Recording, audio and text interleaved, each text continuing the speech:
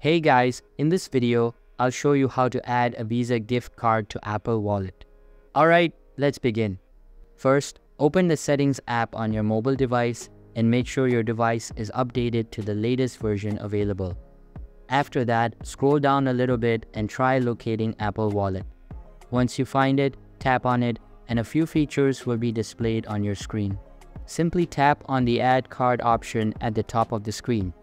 This page will open up and you will see the option to scan or add card. Tap on that button and the camera app will launch on your device. You can scan the gift card with it and you'll be good to go. If you have only the details of the gift card or cannot scan it for any reason, just tap on the Enter Details Manually button and then enter the required information. So that's basically how you can add a Visa gift card to Apple Wallet. And that's it for this video. If you find this helpful, consider subscribing and giving this a big thumbs up. Thanks.